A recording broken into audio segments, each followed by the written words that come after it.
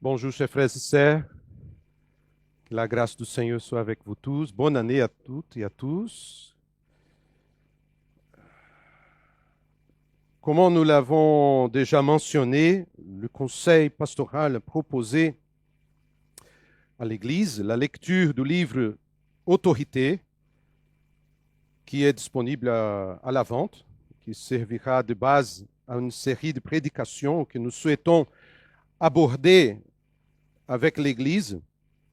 Et lorsque j'ai commencé à lire ce livre, je me suis rapidement souvenu de la série que j'avais commencée dans le livre de la Genèse et que j'avais interrompue à la fin du chapitre 2.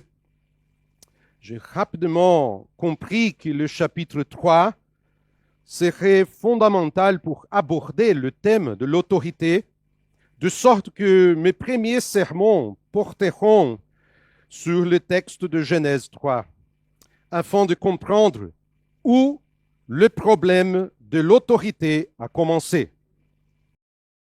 En guise d'introduction à ce message, je tiens à vous avertir que nous allons approfondir le texte biblique. Je sais que pour certains, je ressemble un peu à un professeur de théologie. Pour d'autres, je peux être répétitif.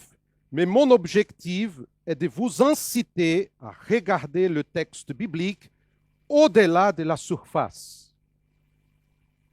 C'est ma responsabilité d'étudier le texte biblique, de vous inciter à aller plus loin en cherchant à développer en vous la maturité chrétienne. C'est pourquoi je vous demande d'avoir un peu de patience avec moi et de me suivre, s'il vous plaît, dans un plan que j'ai préparé pour vous ce matin. Certains sujets ne peuvent être compris sans avoir les bases. Lorsque j'ai suivi le cours du lycée technique en construction, j'ai dû étudier les structures de matériaux, les calculs et certaines disciplines qui étaient essentielles si je voulais construire une maison. De la même manière, il y a des thèmes bibliques pour lesquels nous devons étudier certains passages afin de comprendre le sujet et de ne pas se contenter de parler de ce que nous pensons ou aimons. Alors, je vous remercie déjà de votre patience. Cela dit, je voudrais commencer par lire le texte biblique et aborder le thème suivant, l'autorité contestée. Je crois que même les préados vont bien comprendre ce thème. Genèse chapitre 3, verset 1. Lisons le passage de texte biblique. Le serpent était le plus rusé de tous les animaux sauvages que l'Éternel Dieu avait fait.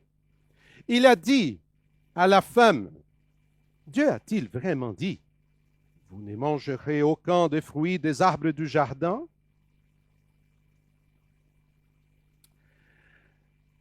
Je commence pour là. Où le problème a-t-il commencé? Certainement pas ici, dans l'Éden, mais à un moment donné, entre la fin de la création et cette rencontre pour le moins étrange, un serpent qui parle avec une femme. Lorsque nous lisons les Écritures, nous voyons que le texte dit, à la fin du 6e jour, Dieu regarda tout ce qu'il avait fait et il constata que c'était très bon. Ce n'est pas simplement bon. Le premier jour, c'est bon. Le deuxième jour, c'est bon. Le troisième jour, c'est bon. Mais à la fin, tout était très bon. Et en hébreu, cette phrase très bon, c'est vraiment puissante. C'est-à-dire qu'à la fin de la création, il n'y a pas de mal. Il n'existe pas le mal. Le 7e jour a été béni et sanctifié par Dieu. Et là encore, il ne fait mention d'aucune action malveillante. Il s'est donc produit quelque chose de mauvais auparavant, ce qui explique la compréhension du texte.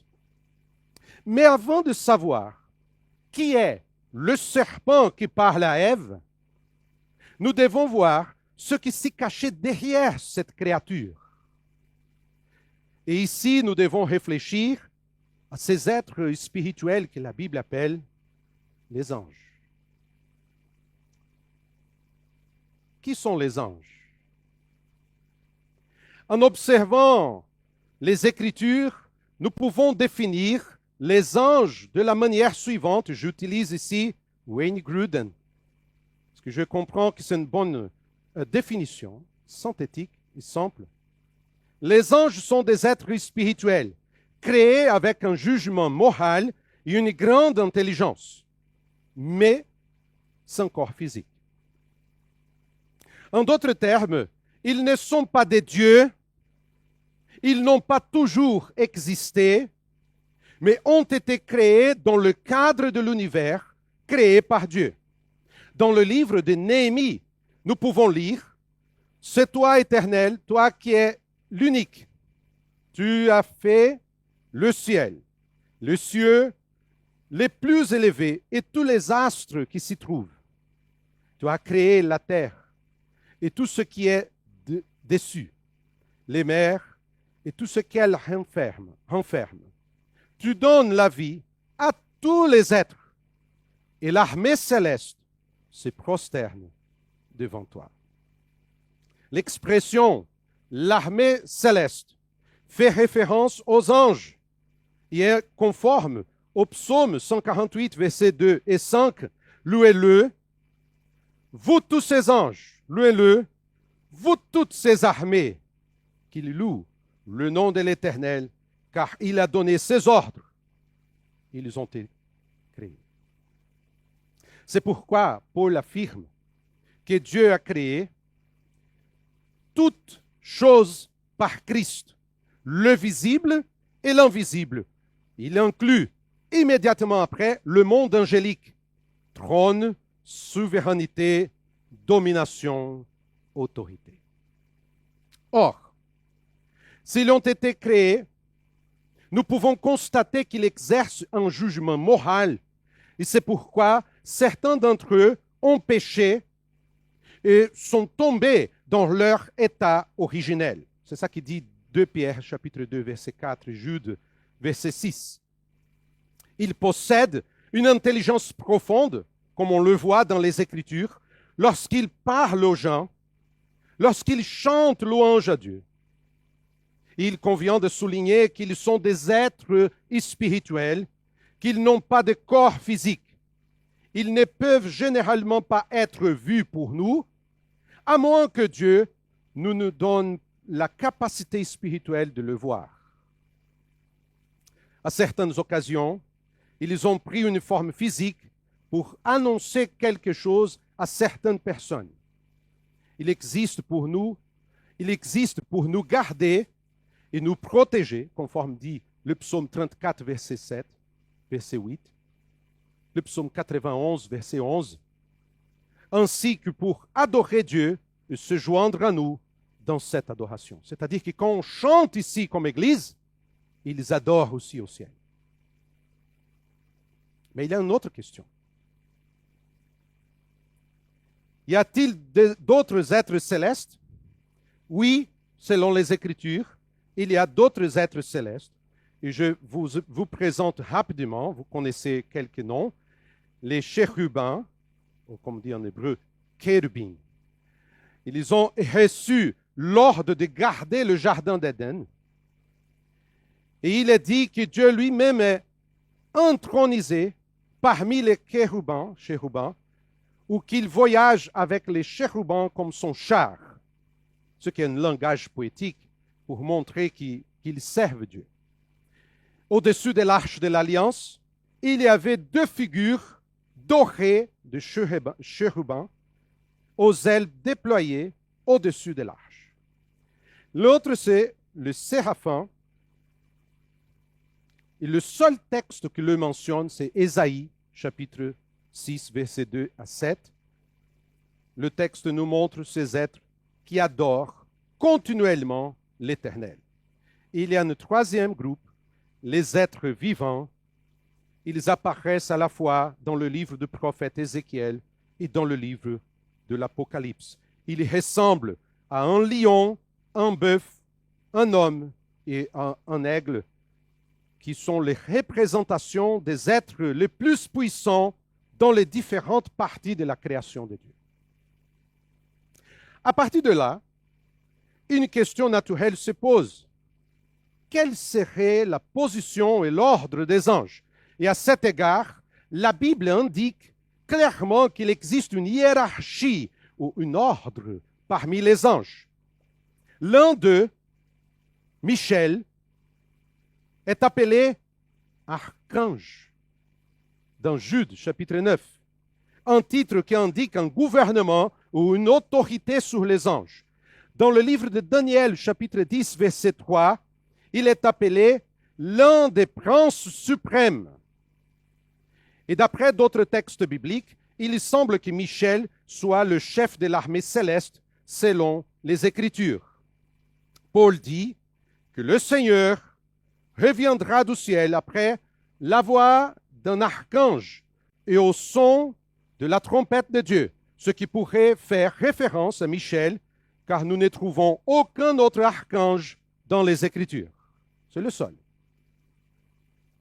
Et c'est là que nous arrivons à ce que les Écritures nous disent au sujet de ce monde spirituel qui a été bouleversé par une révolte contre l'autorité divine. C'est-à-dire que les créatures de Dieu ont contesté son autorité. Et la question est simple. Que s'est-il passé dans le monde spirituel? La Bible nous dit que tout ce que Dieu a créé était très bon, ce qui implique que les anges étaient également bons au début. Mais certains d'entre eux ont péché et ont perdu leur privilège de servir Dieu. Et c'est dans cette révolte, dans cette contestation de l'autorité divine, que les démons sont apparus. Le serpent étant un aspect de cette action maléfique. C'est passé une révolte dans le ciel. Quand on voit le monde chaotique dans lequel on vit aujourd'hui, on doit avoir clairement à l'esprit que ce n'est pas seulement une situation qui peut s'expliquer par la sociologie, l'économie, la philosophie ou le changement de coutumes. Le monde qu'on voit aujourd'hui bouleversé dans le péché, dans la révolte, c'est une question spirituelle. Lorsque nous entendons parler de révoltes, de conflits, d'enfants qui se rebellent contre leurs parents, des parents qui maltraitent leurs enfants, de cet esprit général de contestation, de révolte, d'anarchie, tout ce tableau n'est que le résultat de quelque chose qui s'est produit bien avant, lors d'une révolte dans le ciel, où les créatures se sont rebellées contre le Créateur. Où nous trouvons cela dans la Bible. Dans l'Ancien Testament, il y a deux textes. Deux textes qui nous aident à comprendre le problème. Mon objectif n'est pas de donner un cours sur ce sujet, nous pourrons peut-être approfondir plus tard, mais de jeter les bases de la question. Dans l'Ancien Testament, deux textes nous parlent de deux rois humains. Mais à un certain moment, le langage semble trop fort pour désigner un simple être humain. Le premier texte, c'est Ésaïe chapitre 14, où l'on parle des jugements de Dieu contre le roi de Babylone. Et si vous regardez bien, à un moment donné, le texte parle d'une telle façon qu'il ne semble pas parler du roi de Babylone. Comment es-tu tombé du ciel, astre brillant, fils de l'aurore? Tu vois, tu te voilà abattu par terre, toi qui terrassais les nations. Tu disais dans ton cœur, je monterai au ciel. Je hisserai mon trône au-dessus des étoiles de Dieu. Je siégerai sur la montagne de la rencontre, à l'extrême nord. Je monterai au sommet des nuages. Je ressemblerai au Très-Haut. Ce n'est pas le langage qu'on peut dire, c'est pour un être humain. Qui était ce roi de Babylone? Le texte ne le dit pas. Peut-être s'agit-il d'une prophétie sur Belshazzar, Daniel chapitre 5, ou de son père, Nabonidus, le dernier roi de Babylone. Ce qui nous intéresse ici, c'est que l'attaque contre le ciel était liée à Babylone. Qu'est-ce qui s'est passé à Babylone? Vous vous rappelez quelque chose? Non. La tour de Babel. Une révolte contre l'autorité divine. C'est là que les êtres humains ont commencé à parler diverses langues. Quelque chose qui est vraiment bizarre. Mais l'ironie de ce texte est que c'est pour être semblable au Très-Haut, devait être exalté au lieu de servir comme l'a fait Jésus. Jésus était Dieu, mais il est venu pour servir. Mais c'est être.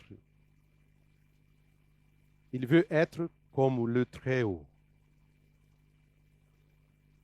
Mes amis, l'orgueil, le moteur de la rébellion. Le deuxième texte peut être lu dans le livre d'Ézéchiel, chapitre 28, comme le texte plus grand. Je ne veux pas lire tout entièrement. Je vais simplement positionner historiquement ce texte. 586 avant Jésus-Christ. Il parle de jugement de Dieu contre le roi de Tyr, et Baal II. Et si on voit le texte, à un moment donné, il change de langage. Il parle d'un être spirituel pour montrer que le même esprit qui travaillait dans ce roi de Tyr, c'est le même esprit qui un jour a produit une révolte dans le ciel. Tu représentais la perfection. Tu étais plein de sagesse. Tu étais d'une beauté parfaite. Tu étais un Éden, le jardin de Dieu. Tu étais couvert de toutes sortes de pierres précieuses. Tu étais un chérubin protecteur. Et tu y étais sur la sainte montagne de Dieu.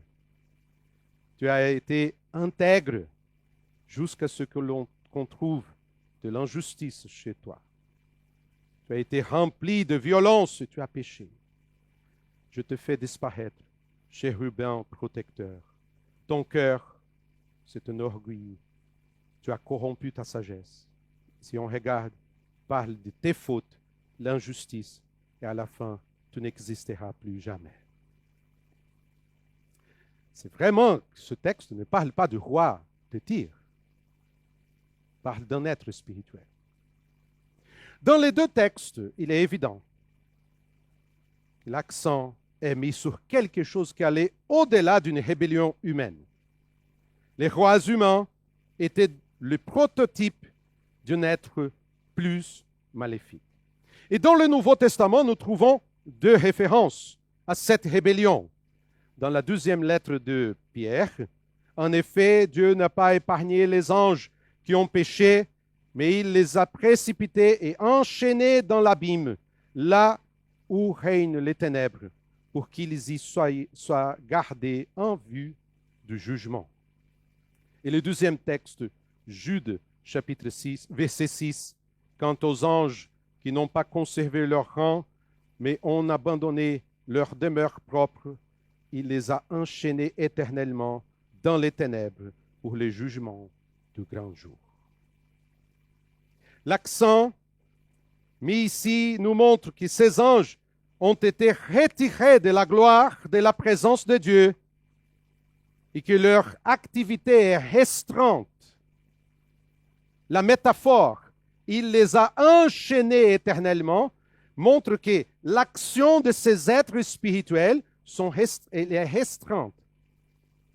Cela ne signifie pas que l'influence de ces êtres ait été retirée du monde. On le voit aujourd'hui.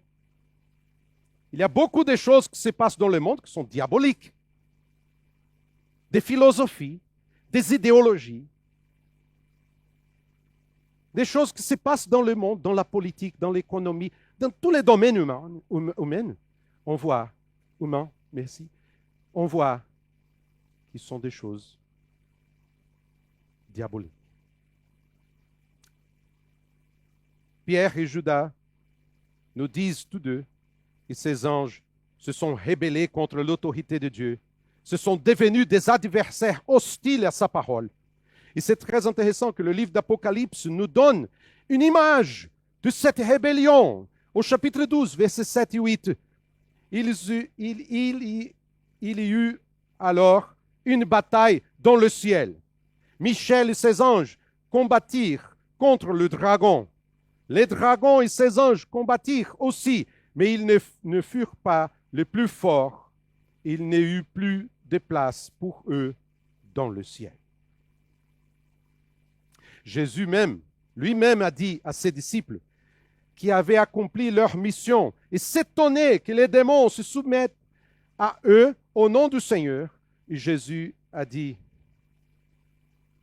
je regardais Satan tomber du ciel comme un éclair. Les diables et les démons ont été chassés de la présence de Dieu à cause de leur rébellion. Et face à cela, nous retournons au jardin, au chapitre 3 de la Genèse, et nous demandons qui agissait à travers ce serpent. Et la réponse est Satan, le chef de démons. Et certains textes de l'Ancien Testament nous disent qu'un jour le Fils de Dieu virent se présenter devant l'Éternel et Satan vint aussi au milieu d'eux. Il se rendit devant Dieu pour accuser Job. À la fin de la vie de David, 1 Chronique, chapitre 21, dit que Satan se dressa contre Israël. Il excita David à faire le dénombrement d'Israël. De plus, Zacharie eut une vision du grand prêtre Josué devant l'ange de l'Éternel et Satan qui se tenait à sa droite pour l'accuser. Que signifie le nom Satan? Satan signifie adversaire. Le Nouveau Testament utilise le même nom pour décrire cette créature orgueilleuse, rebelle, qui s'élève contre le ministère de Jésus dès le début. Les actions d'Hérode, la tentation dans le désert, l'incrédulité et la méchanceté des hommes ont été quelques-unes des actions de Satan contre le Seigneur Jésus. Et la Bible utilise également d'autres noms pour désigner Satan. Diable, serpent, Belzéboul, le prince de ce monde, le prince de la puissance de l'air, ou simplement le malin.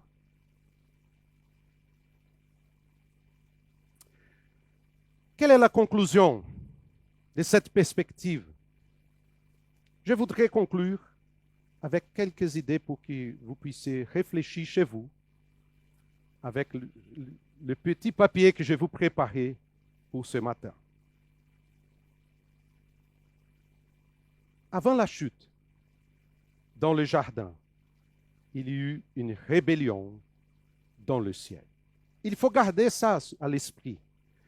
Le premier endroit où l'autorité a été contestée était le ciel, où une partie des anges créés par Dieu pour sa gloire et sa louange se sont retournés contre le Créateur. Cela nous montre que toute contestation d'une autorité légitime possède le même esprit que cette première rébellion.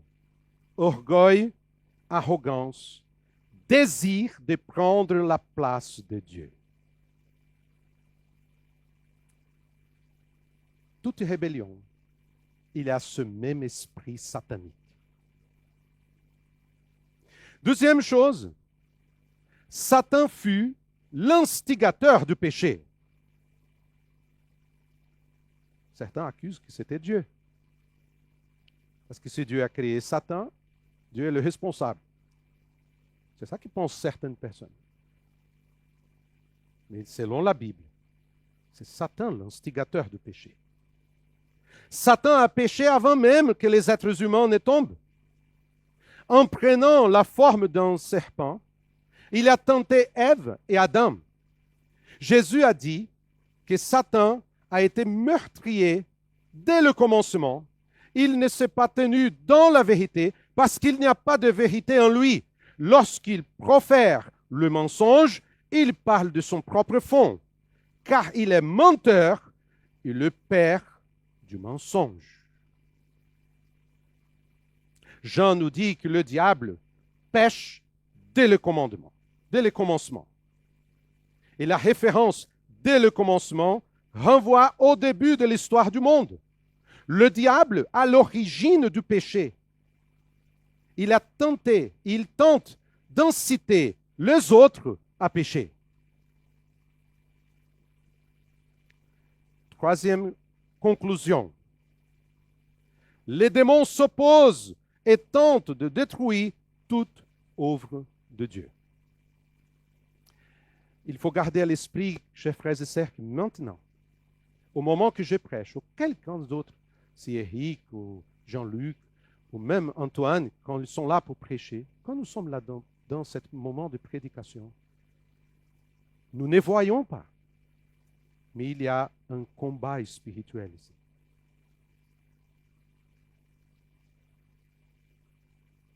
Il y a un combat spirituel. Nous ne pouvons pas négliger cette vérité. Satan a incité Ève et Adam à pécher contre Dieu dans un acte de rébellion contre l'autorité divine, comme nous le verrons plus tard. Il a également tenté d'inciter Jésus à pécher afin qu'il échoue dans sa mission de Messie. Mais il n'est pas parvenu. Les tactiques de Satan et de ses démons sont toujours les mêmes. Les mensonges, la tromperie, le meurtre et toute activité destructrice visant à pousser les gens à abandonner Dieu et à se détruire eux-mêmes provient du diable et de ses anges. C'est pourquoi les démons tentent d'aveugler les gens à l'évangile, conforme 2 Corinthiens chapitre 4, verset 4. De les maintenir dans l'esclavage des choses qui déplaisent à Dieu. Galates chapitre 4, verset 8. Ils utiliseront également la tentation, le doute, la culpabilité, la peur, la confusion, la maladie, l'envie, l'orgueil, la calomnie et tout autre moyen qui empêche le témoignage et l'utilité des chrétiens dans le monde. Un combat spirituel. Et finalement,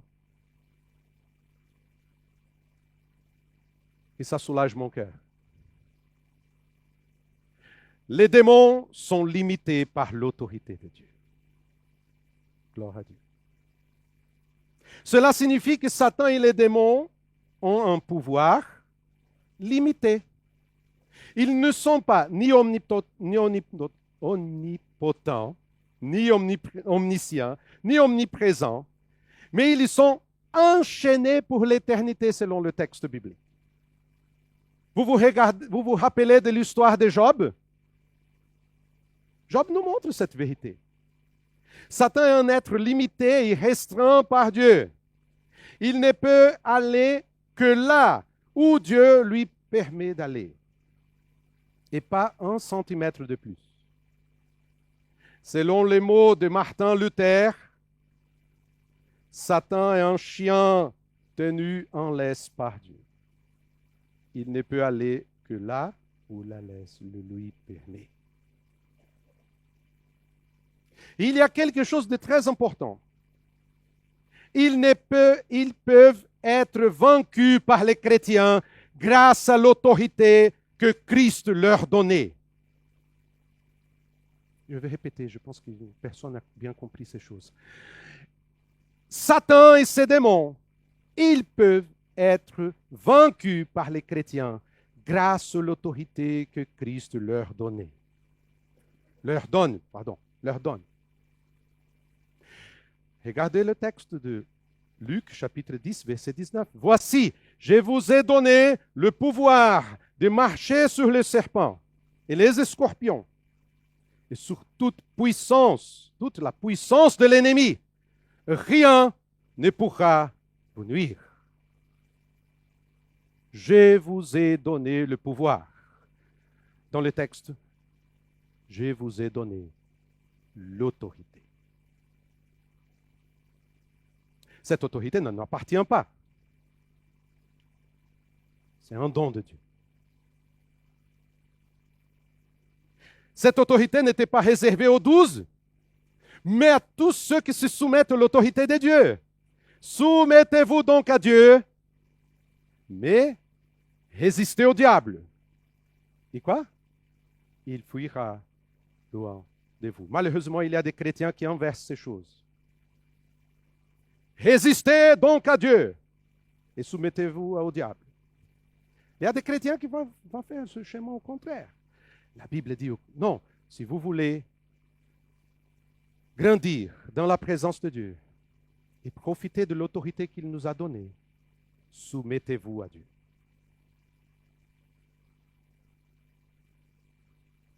Ce n'est pas d'avoir l'autorité de vaincre le diable qui c'est plus important. Et ça, Jésus nous rappelle. Parce que les disciples étaient heureux. Seigneur, on a prêché. On a expulsé les démons nous sont soumis à notre autorité. Je te dis, ok, ça va. J'ai vu Satan tomber du ciel. Hein? Mais je voulais vous dire une chose. Ne vous réjouissez pas de ce que les esprits vous sont soumis, mais réjouissez-vous de ce que vos noms sont inscrits dans le ciel. Le Seigneur nous a donné l'autorité. Le diable et ses anges ont un pouvoir limité. Nous pouvons les vaincre sous l'autorité de Dieu.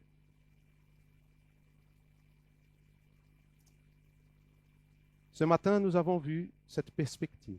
Peut-être pour quelques-uns, une chose nouvelle. Quand le mal a commencé à exister, dans une rébellion, dans un conflit, qui a commencé avant la chute des hommes. Je vous rappelle, ce matin, n'aie pas peur des ténèbres. N'aie pas peur des ennemis de Dieu. Dieu est avec nous. Et s'il est avec nous, nous pouvons profiter de sa protection, mais aussi nous pouvons profiter de son autorité qu'il nous a donnée par le Seigneur Jésus-Christ. Dans les prochains messages, je continuerai à aborder ce sujet, car sa compréhension nous aidera à comprendre la véritable autorité et la fausse autorité. Je vous invite à prier, s'il vous plaît.